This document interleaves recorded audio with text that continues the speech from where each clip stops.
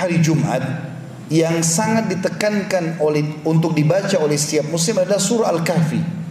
Surah Al-Kahfi ini adalah asas keyakinan bagi seorang muslim. Setiap Jumat kita disuruh baca. Bahkan kata Nabi SAW, siapa yang membaca Al-Kahfi di malam Jumat, Allah akan berikan cahaya antara dia dengan Ka'bah. Kemudian dalam riwayat lain, siapa yang membaca Al-Kahfi di hari Jumat, dia akan selamat dari fitnah Dajjal. Di Al-Kahfi apa yang sedang diceritakan? Di beberapa ayat pertama adalah keyakinan yang dibangun oleh Allah Subhanahu wa taala. Bagaimana seseorang muslim yakin Al-Quran ini benar, lalu berpegang teguh pada apa yang ada di dalamnya, baik informasi ataupun hukum-hukum yang sudah terjadi sebelumnya, yang sedang terjadi di zaman sekarang, dan yang akan terjadi di masa akan datang. Dan semua yang dibutuhkan dalam roda kehidupan di muka bumi ini, dari sisi sosialnya, ekonominya, politiknya, semuanya ada dalam Al-Quran. Kemudian mulailah Allah Subhanahu wa taala memberikan gambaran 3 kisah yang unik sekali. Kisah tentang Ashabul Kahfi, 7 orang anak muda yang beriman kepada Allah. Di zaman pada saat itu orang semuanya tidak ada yang beriman kepada Allah. Lalu untuk membawa keyakinan mereka ini bahwasanya memang ada Tuhan Allah, mereka selamatkan diri ke gua. Dan akhirnya Allah Subhanahu wa taala dengan kayak itu menyelamatkan mereka. Allah tidurkan mereka 309 hari di dalam gua tersebut dalam kondisi tubuh mereka tidak rusak. Dan Allah suruh kita ulang-ulangi kisah itu setiap Jumat. Renungi kisah itu, bahwasanya keyakinan akan membawa kepada keselamatan, terutama kepada Allah Subhanahu wa taala, atau keyakinan kepada Allah Subhanahu wa taala. Kisah yang lain juga Allah ceritakan tentang perjalanan Nabi Musa dengan Nabi Khidir alaihi wassalatu wassalam. Bagaimana Nabi Musa alaihissalam pada saat berkata, saya adalah orang terpintar atau yang paling memahami hukum Allah di muka bumi. Maka Jibril AS datang pada saat itu menyampaikan, hai Musa, bukan kau orang yang paling mengetahui hukum Allah, tapi masih ada hamba Allah yang mengetahui, dan Allah menyuruh kau mencarinya. Maka mulailah diceritakan dalam surah Al-Kahfi bagaimana Musa AS jalan mencari Khidir. Lalu pada saat bertemu dengan Khidir, dia minta, semoga engkau bisa mengajarkan kepadaku ilmu yang Allah ajarkan kepadamu. Apa kata Khidir? Tentang masalah pondasi keyakinan. Boleh kau belajar dengan aku, tapi dengan syarat, jangan bertanya apa yang aku lakukan sampai aku yang jelaskan.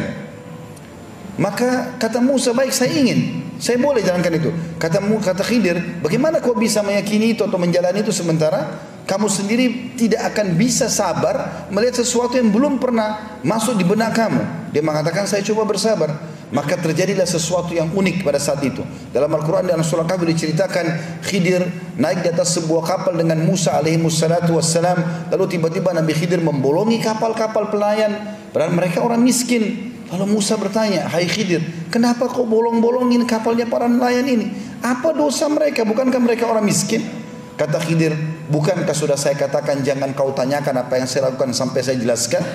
Maka kata Musa, baiklah, saya minta maaf. Lalu berjalan lagi sebentar, beberapa langkah, turun di sebuah lembah atau di sebuah kota atau sebuah desa. Tiba-tiba Nabi Khidir menangkap seorang anak kecil lalu membunuhnya. Maka Musa AS bertanya lagi, bagaimana bisa kau bunuh seorang anak kecil yang belum berdosa, belum balik? Kata Khidir, bukankah sudah saya katakan, kalau kau jangan kau tanyakan apa-apa yang belum saya jelaskan. Kalau saya sudah jelaskan baru kau bertanya, baru kau ambil ilmunya. Maka kata Musa, baiklah, mulai sekarang saya tidak akan bertanya lagi. Sampai mereka berjalan, diringkaskan ceritanya dalam Al-Quran itu, bahwasanya mereka mampir di sebuah negeri atau sebuah kota. Lalu Nabi Khidir dan Nabi Musa minta tolong untuk nginap di kota itu. Di zaman dulu sebuah kota dibuatin sebuah benteng yang besar, ada pintu gerbang, mereka tidak bisa keluar dan masuk kecuali dengan izin pemilik benteng tersebut. Maka pada saat itu pun mereka menolak karena Musa dan Khidir dianggap orang asing di situ. Mereka tidak mau kedua orang ini nginap di situ. Maka yang terjadi, Khidir pun pada saat mau keluar melihat ada tembok mau rubuh, oleh Nabi Khidir disentuh tembok tersebut, tiba-tiba jadi bagus kembali. Nabi Musa AS cuma kasih masukan saja. Lalu berkata, wahai Khidir, kalau kau mau, cukuplah perbaikan tembok ini, kita minta sebagai balasan jasa supaya kita diizinkan nginap di tempat ini. Kata Khidir AS, saya sudah katakan, hai Musa, sekarang saatnya kita berpisah. Saya sudah bilang jangan menjelaskan apapun atau bertanya sebelum saya jelaskan. Maka kata Khidir, maka sekarang saya akan jelaskan kepadamu kenapa saya lakukan ketiga perbuatan tersebut yang membuat kau tadi kaget itu. Yang pertama, saya membolongi kapal-kapal para nelayan yang miskin itu karena Allah telah memberikan kepada saya mukjizat, berita, karena Khidir AS juga seorang nabi, bahwasanya di situ ada raja zalim yang suka mengambil secara paksa kapal-kapal nelayan. Dan kalau dia melihat ada bolongan saja sedikit, dia tidak akan mengambil kapal tersebut. Allah suruh saya membolongin kapal-kapal itu, nanti nelayannya tinggal tambal sedikit saja. Tapi dengan itu mereka tidak kehilangan kapalnya.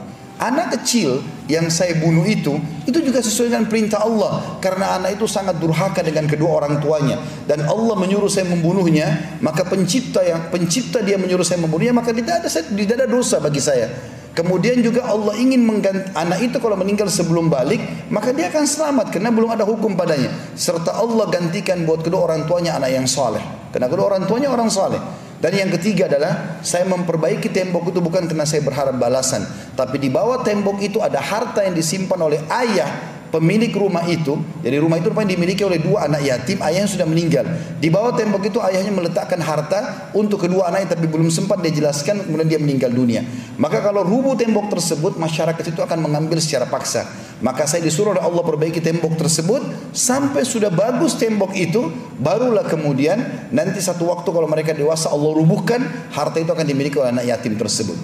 Ini kisah kedua yang Allah ajarkan kepada kita setiap Jumat baca, sesuatu yang Allah tentukan dan terapkan walaupun mustahil di mata manusia, dibangun di atas pondasi keyakinannya. Dan yang ketiga